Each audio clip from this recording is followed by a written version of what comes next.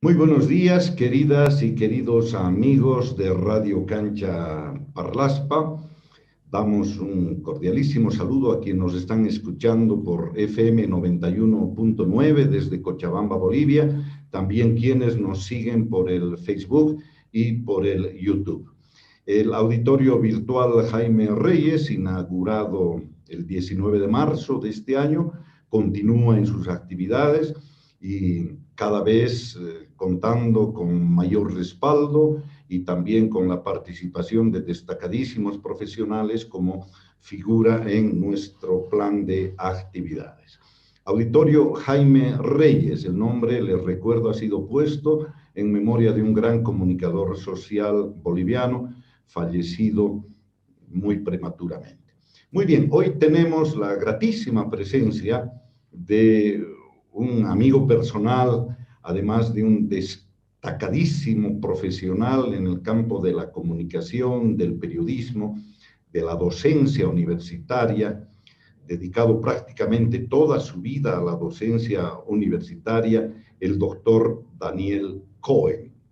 Él es argentino, ya lo dijimos, es periodista, escritor, un investigador también, es docente de la Universidad Nacional de Córdoba, ha hecho cursos de posgrado, entre ellos en el Programa Latinoamericano de Ciencias de la Información de la Universidad Navarra en España, tiene también un posgrado en CIESPAL del Ecuador, en la Universidad de Arizona en Estados Unidos, es doctor por la Universidad de La Laguna en España, presidente de la Confederación Iberoamericana de Relaciones Públicas y Comunicación, decano de la Facultad de Ciencias Sociales, Jurídicas y Económicas, presidente de la Fundación para la Investigación y Desarrollo de la Ciencia, director Universidad Blas Pascal, director del Doctorado Internacional en Comunicación por la ULL, director de proyectos internacionales, profesor invitado por numerosas universidades del mundo, ha recorrido 79 países por motivos profesionales y académicos. El currículum es muy amplio, lo hemos tenido que reducir mucho, y además el manejo teórico y temático que él tiene es tan vasto, Daniel, que tú te acordarás que cuando estábamos por fijar el tema para esta conferencia, pues había tal diversidad temática que fue difícil elegir. Con Daniel podríamos estar horas de horas hablando de diversos temas, su experiencia docente, periodística, de viajero internacional. Así que un abrazo, querido Daniel, muchísimas gracias por aceptar nuestra invitación. Faltó decir en el currículum que eres abuelito, un abuelito muy feliz, ¿no? Yo pienso que deberíamos poner en el currículum ese dato que es muy importante. Precisamente por eso Daniel ahora está en Valencia, España, y desde ahí nos va a dar su conferencia. Saludamos muy cordialmente a las personas que nos están acompañando en este encuentro virtual. Adelante, Daniel, te escuchamos. Bueno, muchas gracias, Fernando, y queridos amigos que estoy viendo aquí que se están uniendo a la transmisión. Está Luis Fernando también desde Estados Unidos. Sí, fue difícil pensar el tema por la multitud de tareas que he ido relacionando, pero todas vinculadas con el periodismo, con la comunicación, que fue una pasión que abracé desde adolescente, ¿no? Bueno, está Jorge de Bernardo también aquí, que ha sido uno de mis primeros profesores cuando se abrió la carrera en la Universidad Nacional de Córdoba. Pero yo quisiera comenzar para el público que nos está escuchando, más que para nosotros que comprendemos la temática, porque todos los que estamos aquí estamos vinculados con el mundo de la comunicación y del periodismo, pero a través de la radio seguramente nos está escuchando mucha gente que no tiene conocimiento de esto. Entonces, yo quisiera hacer una breve introducción recordando cómo empieza el tema de la enseñanza, de esto que hoy son ciencias, pero que en su origen no había de dónde comenzar. Fíjense que los primeros antecedentes reconocidos mundialmente sobre algo vinculado con el periodismo, la comunicación, fueron los primeros estudios que se llamaron de publicística en Alemania, principios del siglo pasado. ¿Por qué publicística? Porque empezó a interesar el tema de la promoción y de la publicidad de productos. Por eso, porque eso empezaba a ser un tema interesante para los alemanes, entonces se introduce y se crea una primera carrera de publicística. De ahí tenemos que saltar a través del Atlántico para ir a Estados Unidos, que es donde tenemos el otro antecedente. Por las mismas épocas, en Estados Unidos, en diferentes estados, se empieza a hablar del tema del periodismo, del journalism, y también, paralelamente, se va hablando del tema de las public relations, de las relaciones públicas, que son precisamente los dos primeros tipos de enseñanza que van a llegar a las universidades norteamericanas. Por un lado, la de las relaciones públicas y por el otro lado, las del periodismo. Y bueno, y ahí tenemos una cantidad de antecedentes, ¿no?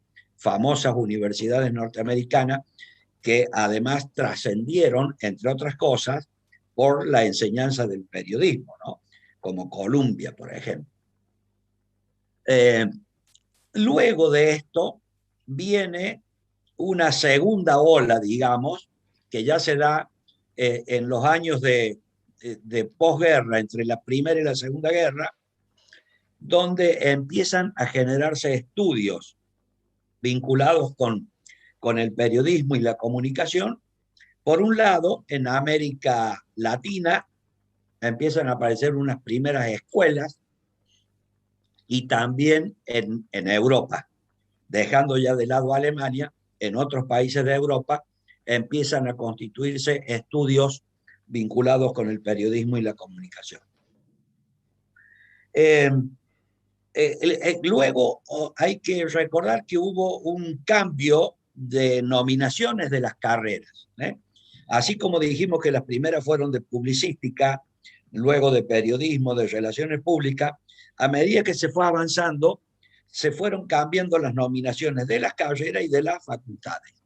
Por eso, en América Latina, que empezamos en esta segunda ola, digamos, de creación, en América Latina primero se llamaron escuelas de periodismo, luego pasaron a nominarse escuelas de comunicación y luego el paso final, digamos, de la constitución de facultades. Y hemos tenido facultades de periodismo, como la de La Plata en Argentina, luego facultades de ciencias de la información, como la que me tocó a mí en la Universidad de Córdoba, y luego las denominadas facultades de comunicación social. Todo esto tuvo que ver con el gran crecimiento, la gran evolución de la comunicación, de los medios de comunicación y de la necesidad de formar profesionales. No olvidemos que el periodismo, hasta los años prácticamente 50, se manejaba con gente que tenía la pasión de escribir, la pasión de entrevistar, pero no tuvieron la posibilidad de acceder a estudios y sobre todo de carácter universitario, ¿no? Fíjense que cuando yo era adolescente, ahora lo estoy recordando, yo tuve que hacer un curso, quería estudiar periodismo y no existía en mi país. Entonces, un día encontré un aviso en un periódico, en un diario, de una escuela que se habilitaba para poder estudiar periodismo por correspondencia. Recordemos, ¿no? Estoy hablando de los años 60, 65. No existía nada vinculado con Internet, las comunicaciones eran muy lentas. Entonces, yo me inscribí, porque ahí empecé a practicar y a aprender sobre el periodismo, porque precisamente en un diario de mi pueblo, en el interior de Córdoba, yo había comenzado a escribir algunas notas, ¿no? Entonces, la situación era que cada mes me mandaban una carta y dentro de esa carta venían una cantidad de capítulos, de cosas que había que estudiar, y luego había que responder a unas preguntas que se hacían y enviar la respuesta también por correo. Esa era la enseñanza que había alrededor de los años 60 en Argentina. Bueno, el mundo ha cambiado totalmente y ahora sí voy a pasar a hablar un poco más de la actualidad o más cercano a la actualidad, donde yo quisiera destacar algunas universidades que fueron un hito en la historia de la enseñanza del periodismo y de la comunicación, y también de algunas organizaciones que no fueron universitarias, pero que estuvieron relacionadas con el ámbito universitario. Por ejemplo, en el caso de Argentina, los hitos están vinculados con la Universidad de La Plata, que es la primera que enseña periodismo en Argentina, y luego la de Córdoba, la Universidad Nacional de Córdoba, que es la primera que sale a la palestra universitaria, digamos, con una carrera de ciencias de la información, así se llamaba. Luego, en el contexto de América Latina han habido, más o menos en la misma época, varias creaciones de facultades de periodismo o de comunicación, y lo mismo ocurrió en Europa. Yo voy a tomar solamente 2 o 3 ejemplos que son los que conozco más cercanos, con los que he convivido, para que tengan una idea de cómo fue este avance en la enseñanza del periodismo. Yo tomaría en segundo lugar algo que nos une a muchos de los que estamos aquí, que es la Universidad de Navarra, en España. La universidad que en los años 60 también creó su primera facultad de periodismo y que luego pasó a llamarse de comunicación. Esta universidad tuvo un impacto importante en la sociedad española, pero luego también en el ámbito de Europa, porque creó una facultad con un tremendo poder de innovación en relación, por ejemplo, a la contratación de profesores que venían de diferentes lugares, porque obviamente estábamos hablando de una carrera nueva. En el caso de Córdoba también nos ocurrió lo mismo. Cuando se creó la facultad hubo que contratar profesores que viajaban, que tenían que venir de otras ciudades, incluso de otros países.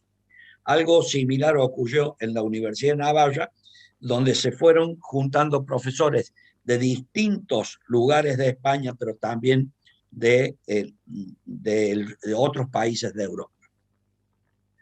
Esta universidad, a su vez, tuvo un programa muy especial, que es el que nos ha unido a nosotros, que yo lo destaco porque ha sido el mayor programa destinado a la formación de periodistas de América Latina en Europa, con un financiamiento especial que se consiguió de una institución alemana y constituyó un hecho relevante en la historia del periodismo, porque hoy hay más de 400 profesionales en diferentes medios de América Latina, que han sido formados en este programa, que fue una especie de lo que hoy llamaríamos máster en comunicación o en periodismo. Este ha sido un hecho trascendente, del cual deriva, por ejemplo, que haya reuniones cotidianas, no cotidianas, pero reuniones temporarias en diferentes países del mundo, donde este grupo de periodistas vuelven a encontrarse luego de muchos años de haber hecho esta experiencia. Este es uno de los hechos que hay que rescatar, porque digo, es el mayor movimiento en cuanto a formación de periodistas latinoamericanos a nivel global, ¿cierto? Pero también tengo que recordar que en América hubo en Quito en Ecuador hubo y hay una institución que ahora no tiene el mismo impacto que tuvo en su momento, que se llamó CIESPAL. Fue un centro interamericano para los estudios de periodismo en América Latina, que también contó con financiamiento de los países europeos. CIESPAL es una institución que ha funcionado y sigue funcionando, solo que, como lo he dicho, ahora el nivel de relacionamiento con el mundo periodístico no ha sido el que ha tenido en la década de los años 80 o 90, por ejemplo, donde mucha gente pasaba por esta institución para formarse en el futuro trabajo comunicacional periodístico o en la enseñanza del periodismo, ¿no? Que son las dos vías que se han seguido. Esta situación cambia totalmente a partir del siglo XXI.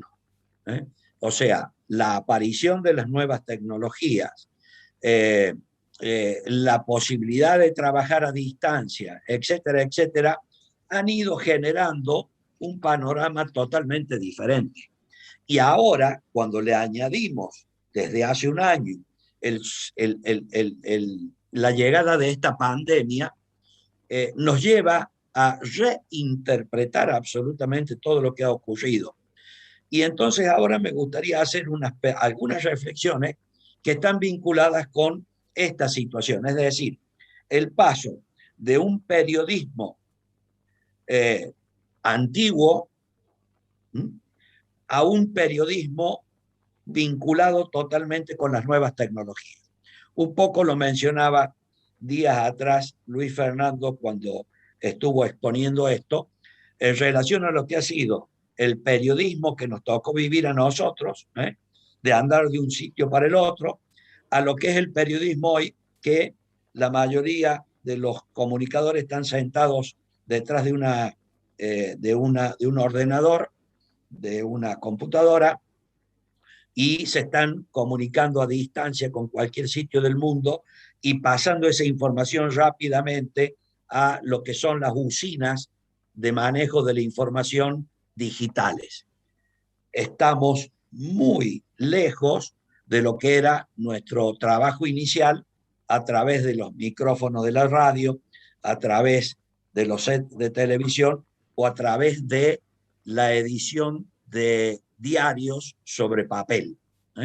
Insisto en esto porque, bueno, hace 40 años empezó a verse que el diario sobre papel iba a tener sus dificultades con el tiempo y que seguramente la digitalización iba a hacer que el manejo de la información pasara por otros canales. Esto ha quedado totalmente en claro. Entonces, a partir de esto, por ejemplo, les voy a dar una información que a lo mejor muchos la conocen, pero que es parte de este impacto. Fíjense, la cantidad de información que se maneja a nivel universal a partir de las nuevas tecnologías y sobre todo de las grandes redes de comunicación, implica algo como lo siguiente. Yo tengo aquí un cuadro donde analizamos qué pasa en un minuto en el mundo con las redes. O sea, en 60 segundos, por ejemplo, en Netflix, en 60 segundos se ven 404.444 horas de video en streaming. O sea, esa cantidad de horas es de gente que durante 60 segundos están simultáneamente mirando películas. En el caso de Amazon, por tomar otro caso que no es solamente periodístico, pero que es una revolución digital, Amazon en 60 segundos envía 6.659 pedidos cada 60 segundos.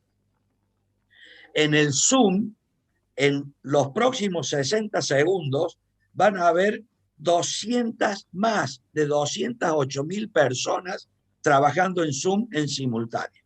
Mientras nosotros estamos aquí, en el resto del mundo, más de 200.000 personas en el mismo momento en que nosotros lo estamos haciendo. En Instagram en un minuto se crean 347.000 historias. O sea, se sube información a partir de 347.000 personas como mínimo. En YouTube, en cada minuto se suben 500 horas de video. Bueno, y así podríamos decir, bueno, en WhatsApp, que es una de las redes que todos estamos utilizando, la cantidad de mensajes que se envían por minuto ascienden a 41 millones de mensajes por minuto. Esto nos da una idea de lo que ha ocurrido en el mundo, ¿no? Piensen ustedes que la tirada de un diario de 100.000 ejemplares, por ejemplo, era ya un diario de bastante importancia, ¿no? Que un diario pudiera imprimir 100.000 ejemplares por día era un diario importante. En muchas de las grandes capitales de los diferentes países de América Latina, estaban entre los primeros 2 o 3 diarios. Bueno, hoy, con la masividad de la información, un youtuber puede llegar a 1, 2, 3, 5 millones de personas instantáneamente, transmitiendo una información que no sabemos si es cierta hasta que lo podamos comprobar, porque otra de las condiciones de esta nueva era es que resulta difícil comprobar la validez de una información hasta que no tengamos algún tiempo para contrastar. Recuerden que cuando trabajamos en los periódicos teníamos minutos y horas, y muchas veces teníamos hasta horas para levantar el teléfono, llamar a distintas fuentes e intentar comprobar una información. Ahora este tiempo no existe, porque la gente se muere por tener la primicia, por dar la primera información. Entonces a lo mejor van caminando por un sitio, hacen un video de un accidente e inmediatamente ya está puesto en las redes, ¿no? Y luego hay otros que en otros lugares del mundo pueden tomar ese accidente para utilizarlo para otro tipo de destino, otro tipo de condiciones, es decir, para hacer figurar ese accidente como que ocurrió a lo mejor en otro sitio. Evidentemente estamos en un mundo que exige la anticipación. Y esta exigencia de la anticipación es la que nos lleva a tener cuidado y a tener que observar lo que va ocurriendo. Porque, por ejemplo, la explosión de la conectividad, o sea, esta facilidad que tenemos a través del teléfono o a través del ordenador, la explosión de la conectividad y la inteligencia artificial nos conducen a nuevas necesidades de la gente. O sea, la gente va aprovechando lo que va ocurriendo y le va dando nuevas utilidades. Bueno, ustedes ven la inmensa cantidad de aplicaciones que hoy hay en el mundo gracias a esta tecnología y cómo se pueden ir obteniendo resultados en todos los campos, ¿eh? Porque la tecnología está ingresando y ha ingresado prácticamente en todos los campos. Entonces, ahora tenemos que dar respuesta no solamente del punto del manejo de la información, sino que también estamos obligados a dar respuesta a la innovación en las soluciones tecnológicas, ¿eh? Y en el campo del periodismo y de la comunicación casi siempre estamos en la avanzada de todo esto, porque precisamente el hecho de manejarnos con información es lo que nos lleva a intentar ser los primeros en muchas cosas. Pero claro, por otro lado, fíjense en qué mundo estamos. Nos encontramos con una cantidad de incertidumbres.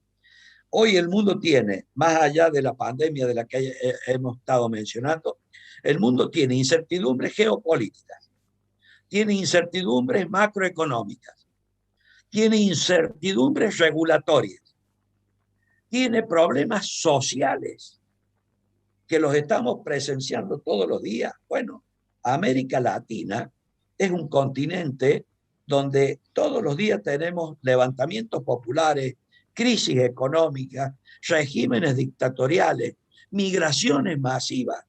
Este es un fenómeno cotidiano de América Latina. Y esto exige que nos anticipemos para encontrar soluciones para estos problemas. Fíjense lo que está ocurriendo con los niños que se están trasladando desde América Latina, ya solos, olvidados, dejados por los padres, para que traten de ingresar de algún modo a Estados Unidos para que les cambie su futuro de vida, ¿no? Hay muchas cosas en las cuales tenemos que tratar de anticiparlo. Por ejemplo, Europa no está exenta. Yo mencioné América Latina porque tenemos ejemplos que son más dolorosos, ¿no? Pero no está exenta porque fíjense lo que pasó con el Brexit y lo que está pasando y seguirá pasando, porque no está solucionando el tema del Brexit todavía. Tenemos también en Europa el tema de los nacionalismos, ¿no? Que de tanto en tanto empiezan a surgir. La Unión Europea está logrando contener todo esto de alguna manera, pero siempre hay algunas cosas que se van por fuera de esto, ¿no? Y lo estamos viendo ahora a raíz del tratamiento del tema de las vacunas en la Unión Europea. En Asia, en África, también vemos permanentemente movimientos populares, movimientos migratorios, y vemos el problema del hambre. Todavía estamos hablando del hambre en el mundo después de casi 40 años, donde ya tenemos tecnología para intentar hacer las cosas de otro modo, ¿no? O sea que tenemos que ser consecuentes con esta idea de la anticipación. Tenemos la responsabilidad de ir anticipándonos a las cosas, ¿no? Tenemos que reconocer también que el modelo que nos ha permitido llegar hasta aquí con relativo éxito se está agotando rápidamente. O sea, lo que es éxito de los últimos 4 o 5 años, eso ya se está agotando. Ahora necesitamos otro tipo de éxito. Ahora necesitamos subsistir y ser precursores en nuevas fórmulas de crecimiento. Porque si hay una cosa que el mundo no ha resuelto, es el problema del hambre. Han pasado los años, han pasado distintos tipos de políticas, los organismos internacionales viven hablando del tema, pero el tema no está resuelto. Entonces hay que buscar otras fórmulas para que esto se resuelva. Otro tema es la rapidez con la que ocurren los cambios. No nos dan tiempo muchas veces, y menos a la gente mayor de edad, no nos dan tiempo a ubicarnos. Para los jóvenes es más fácil, porque siempre, naturalmente, en la juventud tenemos más predisposición al cambio. Pero a medida que avanzamos en la edad, es más difícil generar ese cambio. Y sin embargo, millones de personas en el mundo han tenido que adaptarse a esta forma de comunicación, por ejemplo, como esta que estamos teniendo nosotros a distancia. Han tenido que adaptarse, han tenido imposibilidad de poder ver a sus nietos, a sus hijos, a sus familiares, a sus amigos, porque hemos quedado incomunicados físicamente, y a ver, se me ha ido.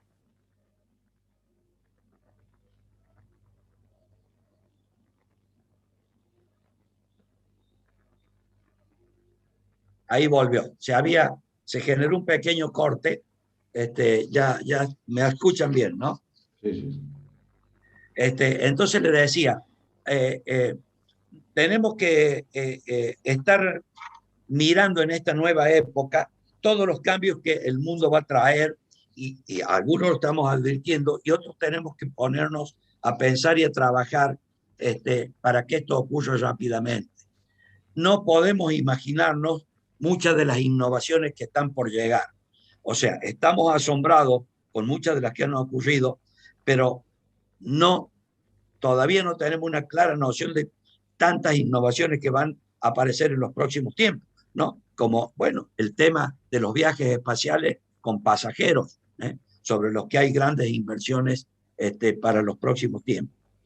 Lo que está claro es que tenemos que volver a producir una revolución, y que esta nueva revolución, más allá de lo tecnológico, también tiene que ser una revolución centrada en las personas, en el ser humano, en todos los que convivimos en este planeta, teniendo conciencia, entre otras cosas, también de la necesidad de cuidar el planeta. Las organizaciones públicas tienen un gran compromiso con la sociedad. No solamente las públicas, también las privadas, pero el compromiso con la sociedad ahora es de todos. Fíjense, cuando comenzamos esta charla, yo le decía de los inicios de nuestra formación periodística. Yo llevo ya 40 años formando periodistas, comunicadores, relacionistas públicos, licenciados y doctores en estas nuevas ciencias. Los he ayudado a resolver problemas comunicacionales en situaciones normales y de crisis, porque hace más de 15 años donde estamos capacitando gente precisamente para resolver situaciones de crisis de toda índole, ¿no? Porque, bueno, en algún momento trabajamos mucho en alguna parte de México con las crisis vinculadas con las tempestades, con los huracanes, que casi todos los años azotan alguna zona de México. Bueno, todo tipo de crisis. Ahora también tenemos que estar formando a la gente para superar una crisis tan tremenda como el del COVID, como el de la pandemia. Entonces, cuando yo hablo de esta necesidad de los cambios, es que tenemos la obligación de cambiar. Yo sé que los cambios no son fáciles, y lo decía recién, a mayor edad, menor posibilidad de cambios, ¿eh? Pero hay que darse cuenta de que estos cambios ahora son imprescindibles, de que tenemos que comportarnos de otro modo, de que ya no podemos viajar por el mundo como lo hacíamos, de que tenemos que tener otros cuidados y de que tenemos que entender que cambiar no es sencillo, es duro, está plagado de desafíos, pero eso es la única forma de que las cosas cambien. Por eso yo digo que pocos se atreven a hacer sus cambios de forma decidida, pero es que es como que nos van empujando. O sea, ya quedan pocos márgenes para no cambiar. Y creo que tenemos que llegar a una sociedad mucho más comprometida, como decía recién, que tenemos que cohabitar y acostumbrarnos a cuidar el planeta, a tener en cuenta muchos hechos que están ocurriendo.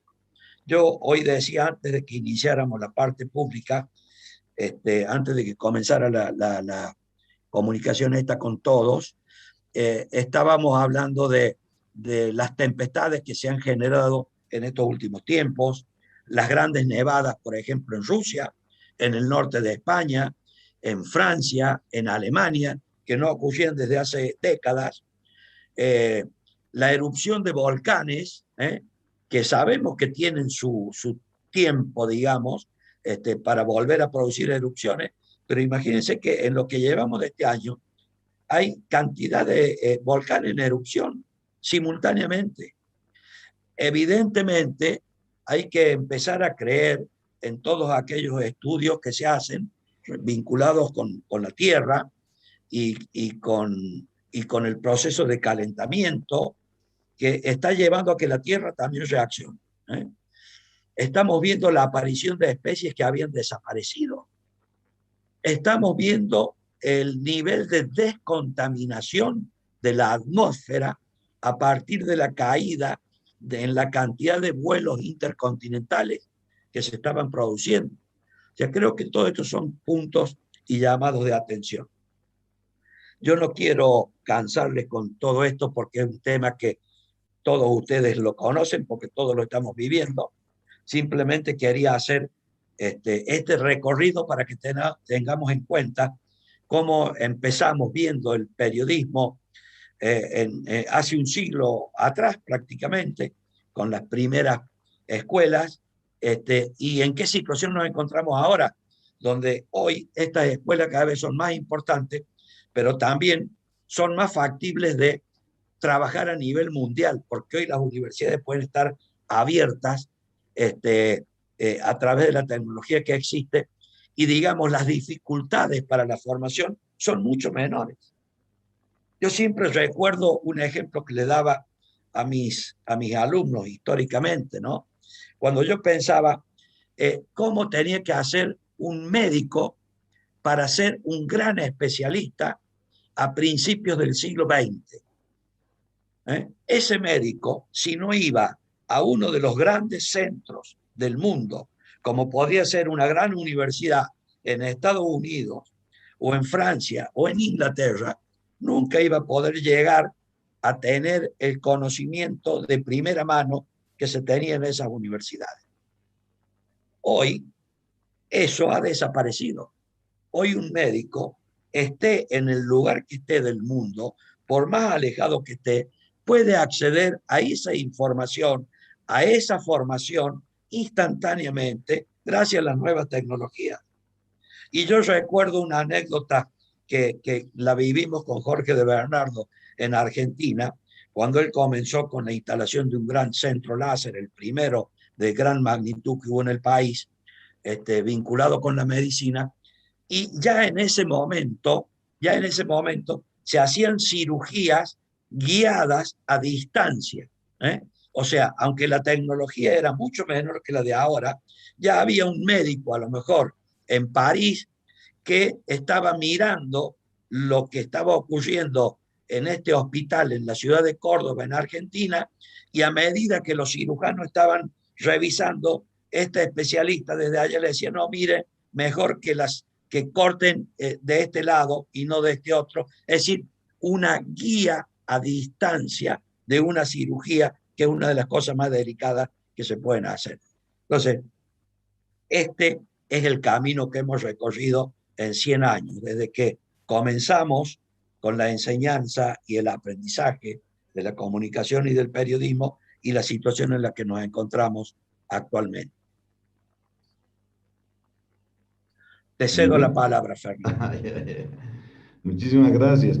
Tú decías que no quieres cansarnos. No, cansancio para nada. A mí me sorprende, veo el reloj, pero ha corrido rápidamente porque toda nuestra atención estaba puesta en todo lo que tú expusiste de manera tan amena e interesante.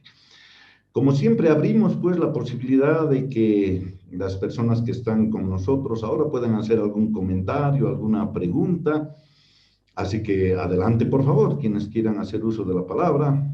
Hemos saludado a varias personas, no así a Luis Fernando, un saludo especial a Luis Fernando, que está, parece que en un jardín, muy lindo el panorama que se ve, ¿no? Perdón por las gafas, es que está sol. Sí, buenos días. A mí me gustaría preguntarle a Daniel, porque por su vasta experiencia y en este campo, ¿cuál es, en su opinión, Daniel, el reto, como decimos en portugués, el desafío principal de la enseñanza de comunicaciones?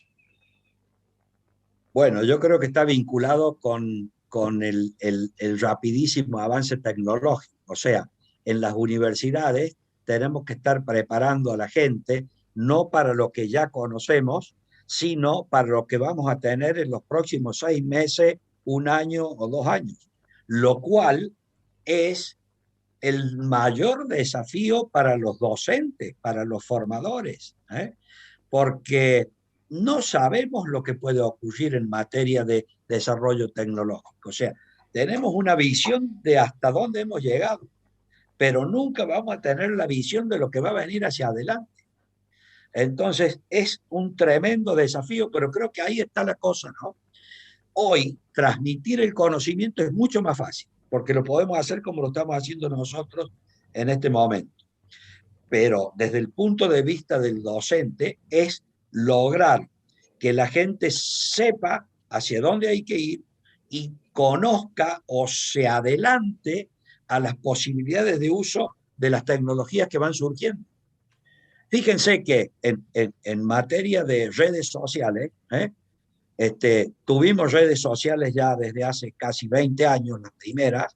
Sin embargo, siempre va apareciendo una red que se dedica a otra temática, que parecía inesperada, que nadie sintió su necesidad y luego se convierte en una red que tiene millones y millones de personas trabajando detrás de ella. Esa es una de las cosas, y la otra es la honestidad, ¿no? Yo creo que un tema central es el trabajo vinculado con el manejo de la verdad, con la honestidad en la transmisión de la información, intentar evitar caer en que el apuro nos lleve a transmitir una noticia que luego nos damos cuenta que es falsa, ¿no? Muy bien, gracias. Jorge, que estaba...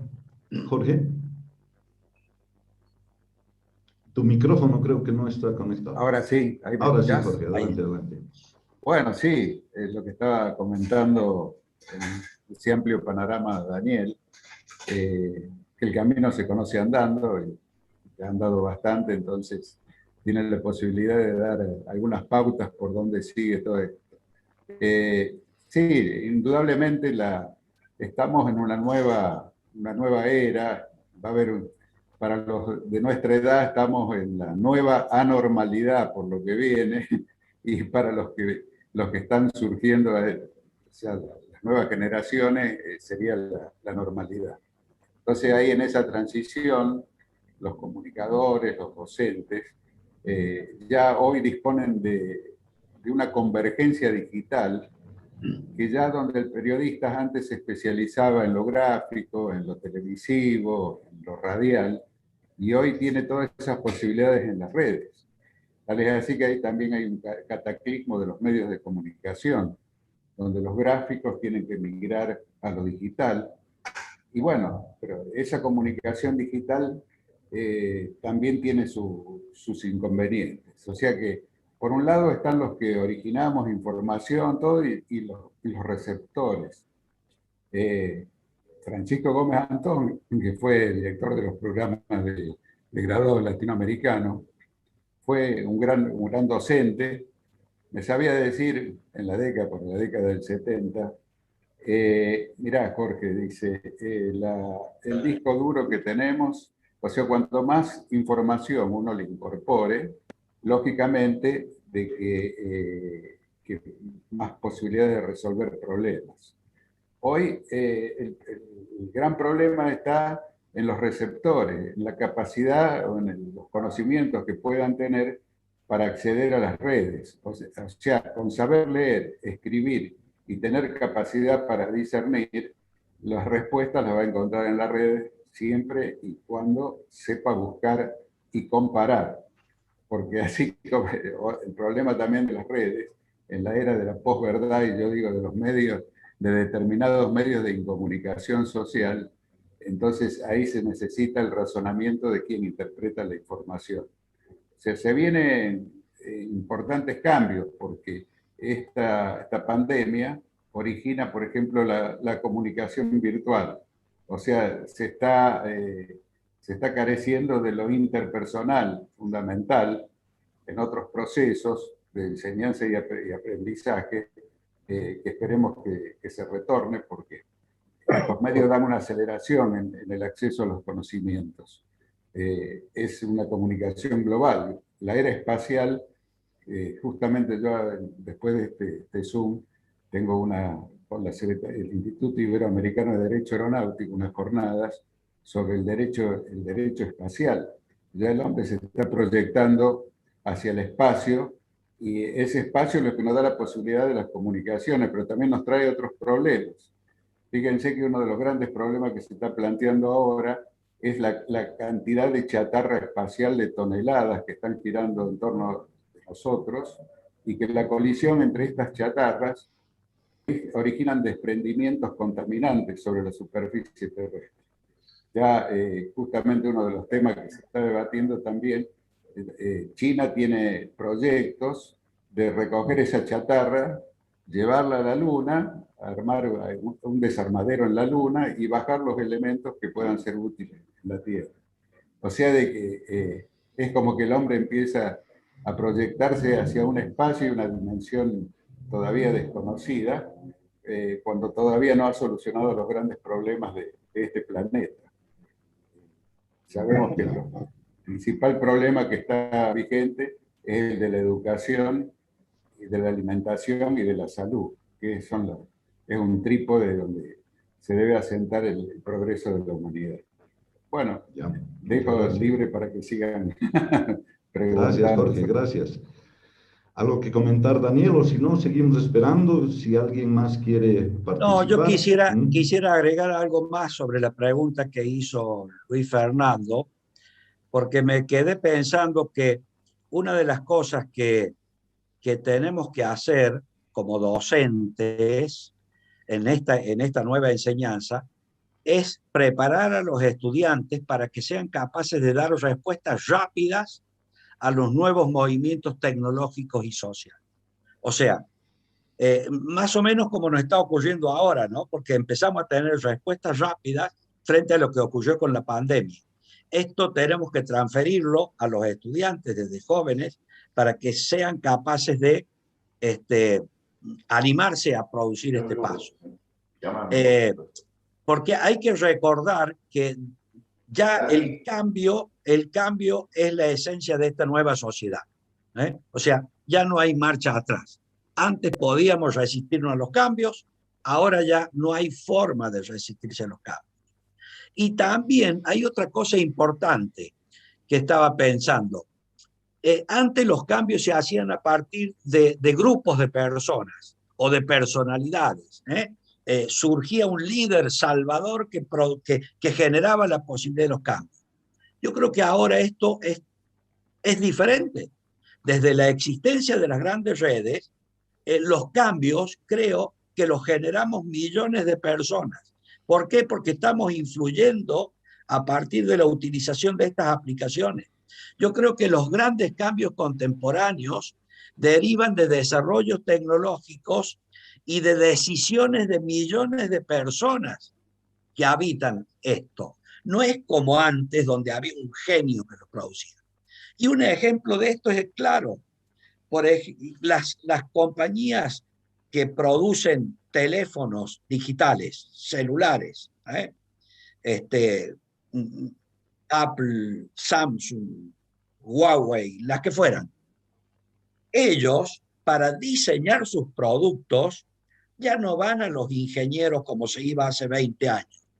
Ellos diseñan sus productos en función de cómo ven, cómo utilizan los productos millones de personas, miles de millones de personas en el mundo. Por eso alguien decía, un poco en broma, pero bastante en serio, que tenemos que tener cuidado con los chinos, por ejemplo, porque hay tantos millones de chinos utilizando tecnología que los teléfonos celulares se están llevando a tener el tamaño, la calidad, los componentes, digamos, de acuerdo al uso que le dan ellos. ¿Y por qué? Porque en el uso de la tecnología, ellos tienen un porcentaje muy alto en el mundo. Pero esto no quita que también nosotros estamos siendo observados en cómo utilizamos hoy estas redes sociales para comunicarnos, ¿no es cierto? Entonces, hay que tener cuidado en todo esto. Y yo creo que el otro tema importante que nos llevaría a otra charla interminable es que hemos entrado en la era del empoderamiento de la mujer. Y esto, desde el punto de vista de la enseñanza, tiene una gran importancia, porque la mujer tiene otra forma de ver el mundo, tiene otra forma de acercarse a la sociedad, tiene otra forma de comunicarse, es decir, tiene otros elementos que no hemos tenido nosotros como hombres, y esto también incide muchísimo en el futuro de la humanidad y en el futuro de la comunicación, esencialmente, ¿no? Muy bien, gracias. ¿Alguien más? Y si no, yo tengo una curiosidad que no quisiera dejarla pasar. Muchos años yo también dedicado a la docencia, Daniel, pero ahora en breve plazo voy a tener que sentarme seriamente y revisar mi programa de estudios, ¿no? Porque yo daba una materia en la que presentaba las principales teorías de la comunicación, desde Laswell, ¿no? Laswell y el funcionalismo y la teoría a dos pasos y los usos y gratificaciones, que la agenda setting y todas las teorías de opinión pública.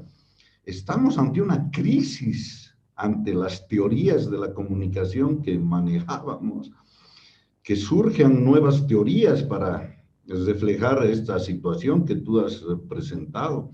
Va a ser un proceso lento, ¿no? Entonces, ¿qué hacemos?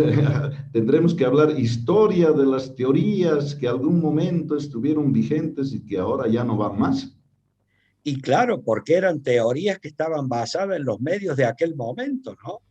Primero se basaron en los medios escritos, o sea, en los diarios sobre papel, luego se basaron en la radio, en la transmisión a través del oído, luego pasaron al tema de la televisión, pero hoy los medios masivos de comunicación no son esos, dejaron de serlo. Los medios masivos de comunicación son las grandes redes sociales.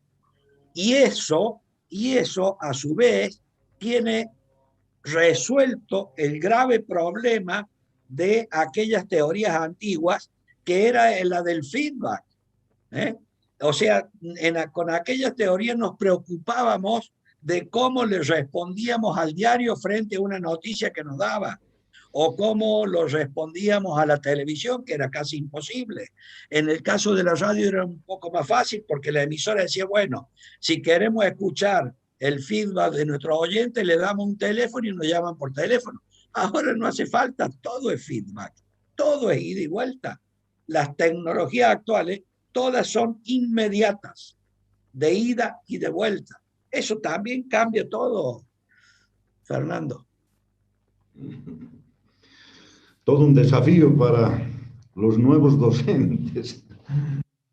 Bueno, no sé si alguien más quiere hacer uso de la palabra. Por favor, ya estamos también. Sí, adelante. Sí. A ver, a Daniel le pregunto también, se está usando mucho ahora el término, el community manager, ya como una persona importante de manejo de redes en diferentes empresas y todo, ¿no? Muchos de estos community managers a veces no necesariamente han pasado por carreras de comunicación social ni periodismo. ¿Qué tan importante es para un community manager el conocer las bases de lo que son las teorías de la comunicación o algunos temas que llevamos durante la carrera? ¿O es que ahora uno puede ser community manager solamente con saber manejar redes? Esa es la pregunta. Sí, yo creo que es muy buena tu pregunta. Porque uno se da cuenta cuando un community manager tiene una formación vinculada con el mundo de la comunicación y cuando no. Porque claro, hoy un community manager es un chico que toca muy bien un instrumento y hace unas cosas raras y lo siguen millones de personas y bueno, eso no genera mucha comunicación, genera empatía, pero no comunicación como la que nos interesa. Fíjate que los principales community managers en el campo empresario, por ejemplo, los que están vinculados con la imagen de las empresas y con todo, casi todos estos tienen una formación que proviene o del campo de la comunicación o del campo de las relaciones públicas. Por ejemplo, yo tengo bastante contacto con algunos profesionales en México que nos conocemos hace mucho tiempo porque yo iba casi anualmente a dar cursos precisamente a esta gente en aquel entorno. Y muchos de ellos luego han presionado a las autoridades para la creación de escuelas y facultades que no las había originalmente. O sea que atendiendo tu pregunta, es fundamental el conocimiento de esto. Quizás no de esas antiguas teorías que dice Fernando, porque se hicieron con otra visión, se las puede conocer como para entender lo que fue la historia. Pero sí hay que comprender todas las novedosas teorías que aparecen todos los días vinculadas con el tratamiento y el manejo de la información en las diferentes redes. Tú te das cuenta que hay mucha diferencia según de qué red se trate. Y la gente generalmente aplica muy bien su conocimiento en una de las redes, pero no lo puede hacer en otras, por ejemplo, porque cada red a su vez tiene su necesario conocimiento de cómo actuar en ella para ser exitoso, ¿no? Muy bien, muchísimas gracias, Daniel. Si alguien más, por favor, desea hacer uso de la palabra durante los últimos minutitos, Adelante, por favor. Sí, yo no veo a todos, María José. Tenemos una pregunta más. Natalie, ¿no? Ah, no, Mm, Belén Martínez. Ya, Belén. Sí, adelante, Belén. buenos días al doctor Daniel Cohen y a todos los Sí. presentes también. Bueno, me voy a extender un poquito, según lo que entendí, toda la exposición. Entonces podríamos entender estos cambios como imaginemos un río que se desborda, ¿ya? Pero antes de esto, los medios masivos de comunicación, los convencionales, eran como el muro de resistencia. Ya ha sucedido de un momento al otro este desborde y todos estamos presenciando este desborde. Pero deberíamos darnos cuenta de que se aproxima otro desborde, que sería los 6, 2 años o los próximos 10 años que se vienen con la tecnología y la masificación de la información. Y bueno, deberíamos por lo menos prestarle atención a lo que se viene, ya no tanto en el desborde ya que ha sucedido, ¿no? Entonces, esa sería una pequeña reflexión. Y también mi pregunta va más abocado con un hecho que pasó hace un par de días en Manhattan, en New York, precisamente con el arresto de un delincuente con la policía de Manhattan haciendo el uso de un robot digital, de un robot, un perro policía, por así decirlo. Y bueno, este uso precisamente lo han hecho para evitar que las personas o los policías sufran daños en su integridad física y demás. Y bueno, habría que pensar que también la tecnología está yendo por ese lado y por qué no aplicar robots para precisamente en el ámbito de la comunicación. Robots que puedan cubrir notas, o, hacerlo más rápido, etcétera, ¿no? Entonces, yo quería preguntarle esto al doctor Daniel Cohen. ¿Existe esta posibilidad? ¿Usted cree que se dé esto y en qué sentido afectaría? Sí, yo creo que esto ya se está dando, ¿eh? Por eso les digo que hay que estar alerta a todos los nuevos fenómenos comunicacionales que van apareciendo y sobre todo a las tecnologías, ¿no?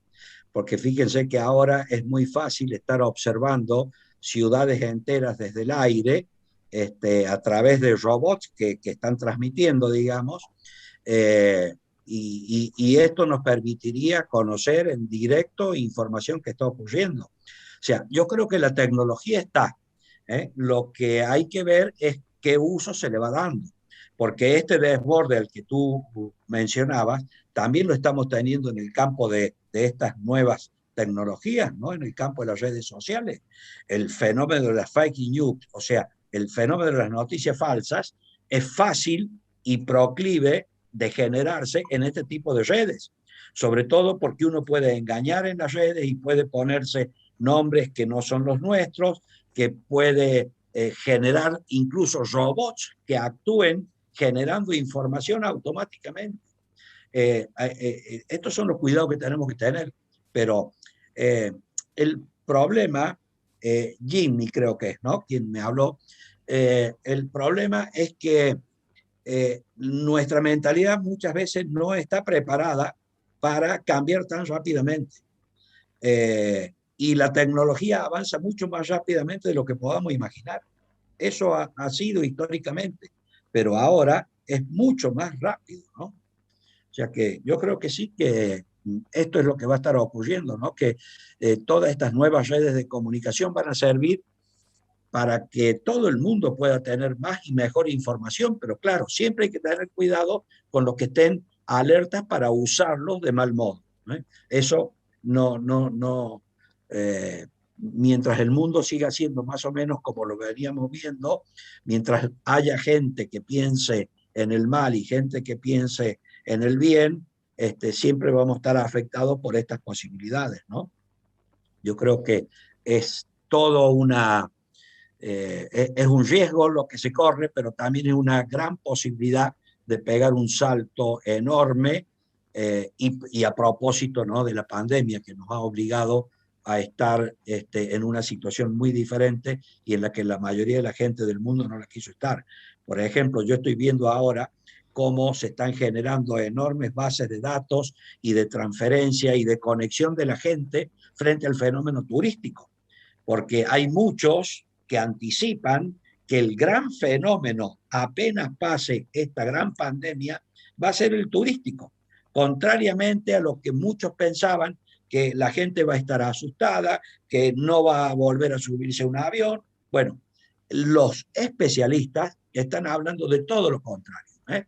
Va a haber una vuelta impresionante a llenarse de caminos por el mundo, de aprovechar el tiempo libre, y no nos olvidemos del fenómeno que ya está empezando a cundir en Europa. Y en este momento ya se está trabajando en España, que es reducir las jornadas laborales a 5 días. Eso ya es prácticamente, en algunos países ya está, y ahora se está casi generalizando. ¿Por qué? Porque además ha favorecido el tema de esta pandemia, que nos ha obligado a reconocer que la tecnología nos permite trabajar a distancia. Y entonces vamos a ir a una jornada laboral de 4 días. Creo que me equivoqué cuando dije 5. En realidad son 4 días. O sea, se trabajan 4 días y se descansan 3. Algunos dicen que se le agregaría una hora a cada una de las jornadas. Otros dicen no es necesario, porque con esta tecnología de trabajar en tiempo real a través de los Zoom, por ejemplo, no haría falta. Pero bueno, estos son grandes cambios, y estos grandes cambios obedecen al desarrollo tecnológico, indudablemente.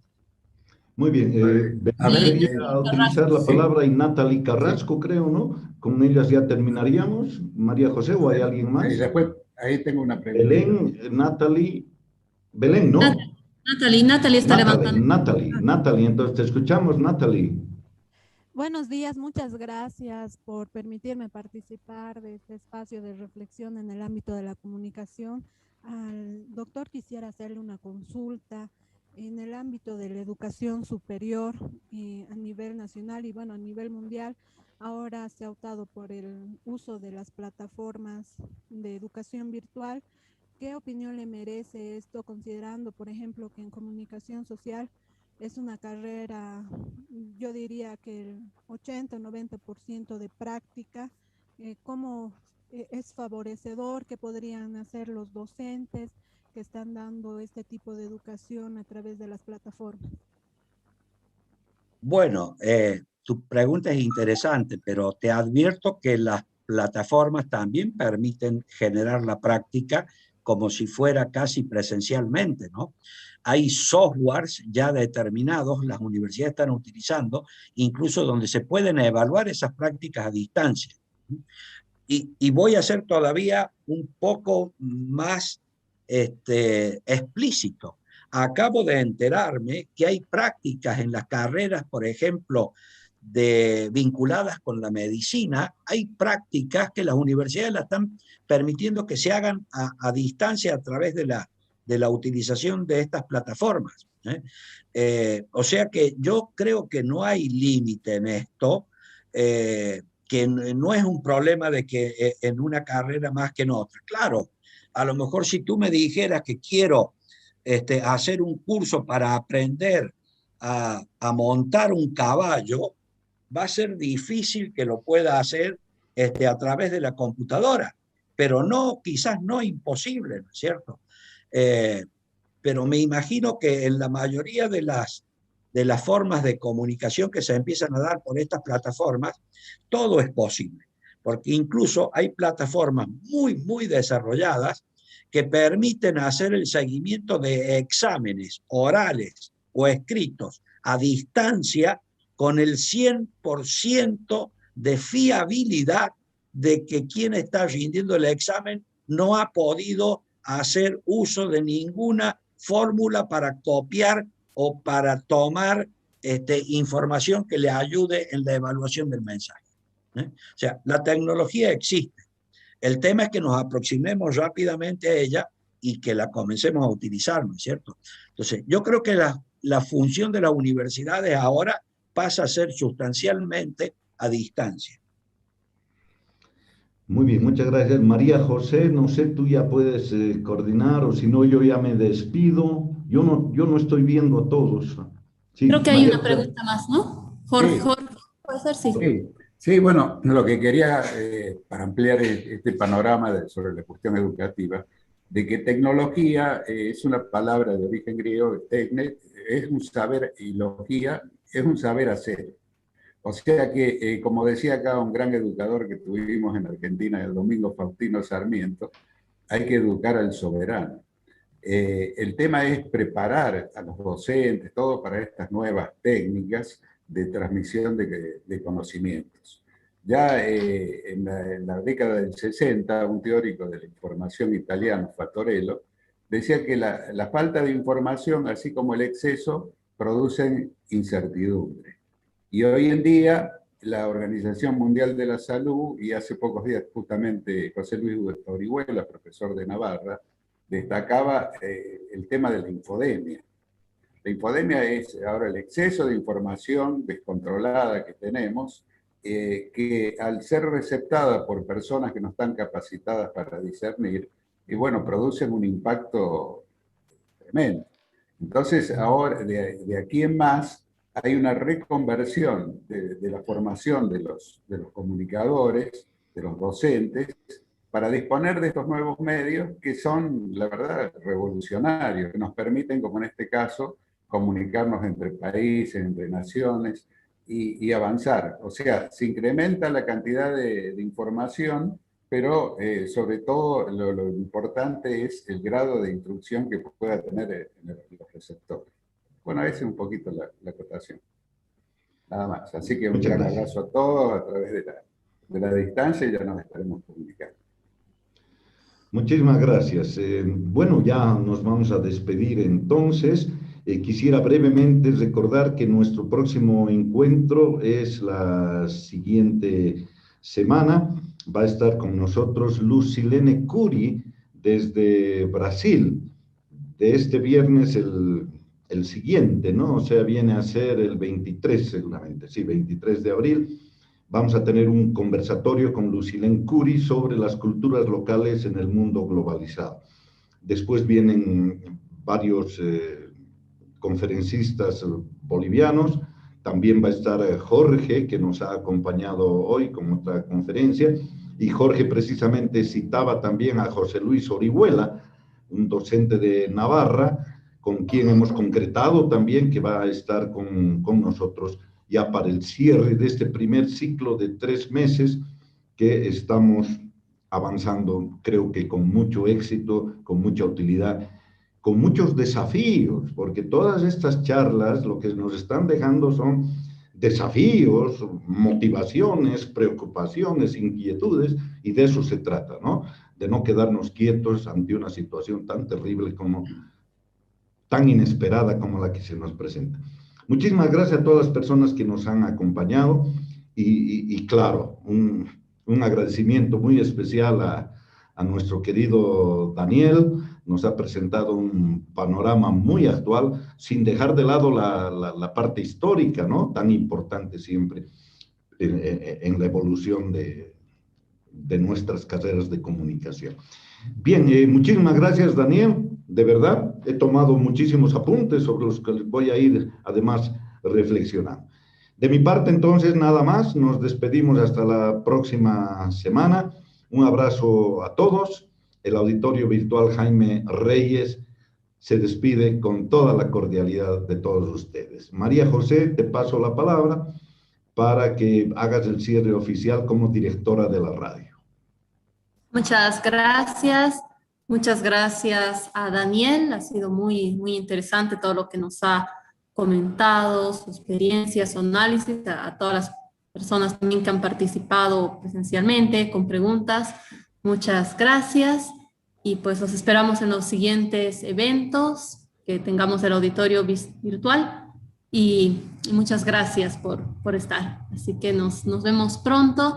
Y si hay personas que quieran volver a ver la conferencia y todo, la tenemos en el canal de YouTube de Radio Cancha Parlaspa y también en el Facebook de Radio Cancha Parlaspa, ahí la van a poder volver a encontrar y todo. Así que, Daniel, muchas gracias, un saludo allá hasta España Que tengas Muchas linda, gracias. los demás también, que tengan un lindo día. Adiós. Chao, Muchas chao, chao. Gracias, chao, chao.